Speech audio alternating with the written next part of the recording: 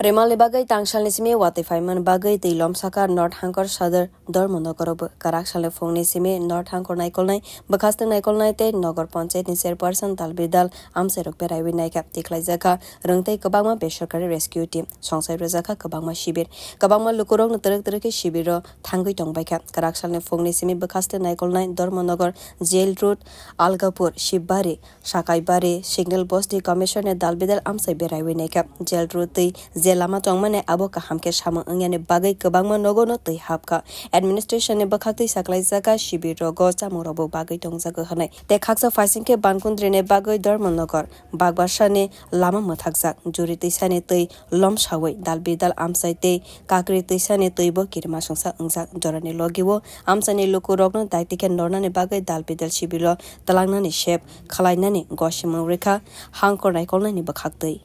RK Mission to Algapur Road via Jail Road সরাপারে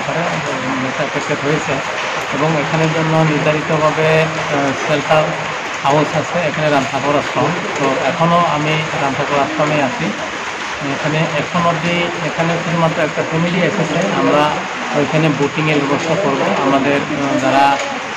volunteer আছে তারাও ready আছে boat ইতিমধ্যেই নেমে যাবে আর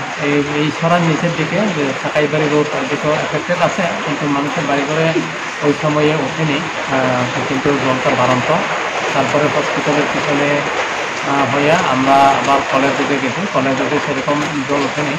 তো সবচেয়ে বেশি জল উঠেছে সিগন্যাল বস্তি নামক একটা জায়গা আছে ওইখানে ওইখানে জল পড়ল কিন্তু আমি যখন গেছিলাম তখন মানুষের বাড়ি করে তো জল ওঠেনি আরেকটা হলো যে ধর্মনগর থেকে বাগবাসা হয়ে একটা বড় গাছ ভেঙে পড়েছে এবং যার জন্য ভেহিকেল টোটালি স্তব্ধ ছিল তো আমাদের ভলান্টিয়ার এবং ফরেস্ট ডিপার্টমেন্টের গার্জেন লোকের সহযোগিতায় কর্মচারীদের সহযোগিতায় আমরা এটাকে আমরা সারাই করে দিয়েছি এবং এখন স্বাভাবিক আছে এখন আমরা প্ল্যান নিয়েছি যে রামঠাকুর আশ্রমেরও আমরা রেডি আছে সব ডিপার্টমেন্টকে বলা আছে এবং পানীয় জল এটা আমরা সরবরাহ করবো আমরা লাইট ইতিমধ্যে আমরা দেখে নিয়েছি তারপরে রাজবাড়িতে যদি সিগন্যাল কর্তৃপক্ষ হয় রাজবাড়িতে একটা নির্দিষ্ট শেল্টার হাউস আছে ওইখানেও আমরা মোটামুটিভাবে রেডি আছে যে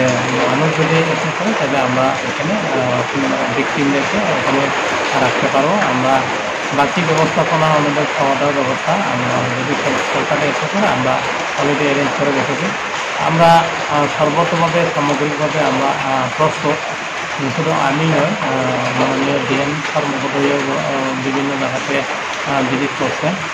দেখে নিয়েছেন এবং ওনার নির্দেশনাতে আমরা কাজ করে চলেছি আশা করি কোনো রকম প্রবলেম হবে না আমরা সমস্ত রকম ব্যবস্থা দিতে পারবো। নমস্কার।